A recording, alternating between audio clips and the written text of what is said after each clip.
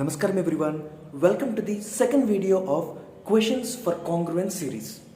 In this video, we'll be looking at Ayn Rand philosophy.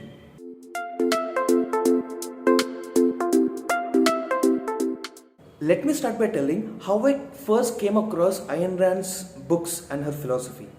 Many years back, I was going through a Telugu magazine and in that there was an interview with Prabhas.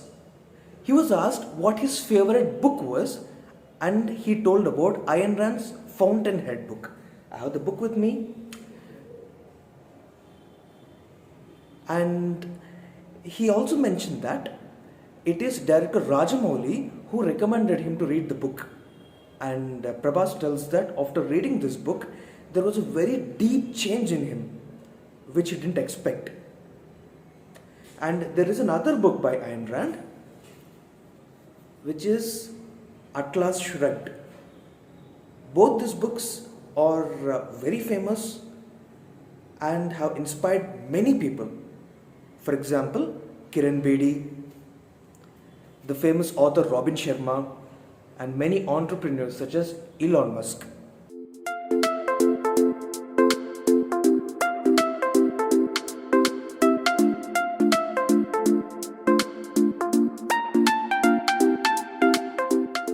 What is Ayn Rand's philosophy?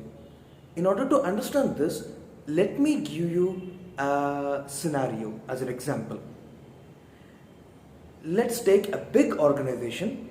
There are many people, there are many activities going on. In that, a set of people, let's call them Team ABC. They got really passionate about something and they are going towards it. Other members in the organization didn't give much importance to it. But these people, they began to put a lot of effort, lot of work, lot of time into it and exploring various things, experimenting, and then something beautiful began to happen. They began to get wonderful results. And then many of the remaining members of the organization, they began to complain. Some of them began to say, is this really needed? It's all a time wasting. And then some people began to say, they are doing it, like this Team ABC, they're doing it very good, that they are getting all the attention. No one is paying attention to me. This is not fair. And then some other people began to say, this Team ABC, they are very greedy, very selfish people. They're very bad people. They're very inconsiderate people. This whole thing is a very bad thing. This is what some people began to say. Because of all this, the Team ABC, they started to get demotivated and gradually their project has ended. It is these dynamics that Ayn Rand focuses on. One way to look at them is selfishness versus collectivism. Again, here when we are saying selfishness, from Ayn Rand's perspective, we are not talking about any bad thing or exploiting others. We are not talking of that sense. Here, selfishness in the sense, I'm passionate about something and I'm going towards it. That is what we are referring to as selfishness. And when the person or the set of people are going towards what really means to them, there will be other set of forces which will try to bring them down in the form of collectivism, in the form of herd mentality. And this is what Ayn Rand focuses on. These two books, beautiful books, they are fiction books. There are non-fiction books also of Ayn Rand. For example, The Virtue of Selfishness. These are fiction books. So through these books, through the characters in them, through the conversations in them, and through the plot twists in them, Ayn Rand expresses her philosophy. For example, in the Fountainhead book, there is a very beautiful character who goes forward no matter what. No matter what the obstacles or what the oppression is, he goes forward. And in the Atlas Shrugged book, so there is a very beautiful statement which I think expresses her philosophy at the very core level. There is a very beautiful speech by a very wonderful character, and at the end of the speech there is a statement. I will read that to you.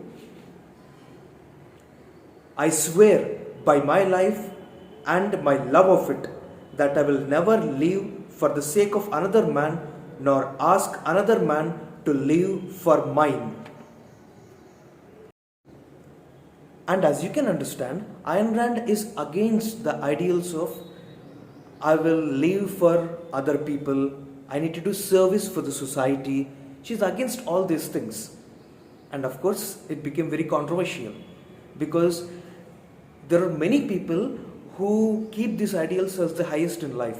There are many organizations, many religions which preach that service is the highest. In this context, I would like to ask this question.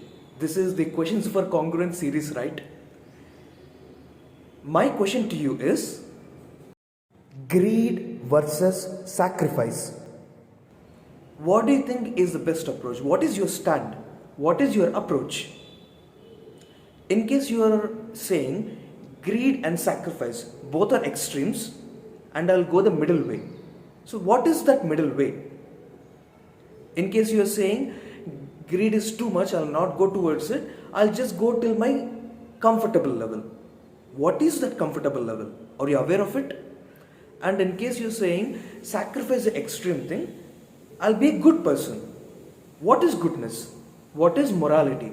It changes from situation to situation, from group to group. So what is it? Are you clear about it? Are you aware of it? The intention of asking these questions is to keep a mirror in front of you, to bring out all your unconscious thought patterns to the surface and to help you seek. And as I mentioned in the previous video, I'll not be telling my view in the video.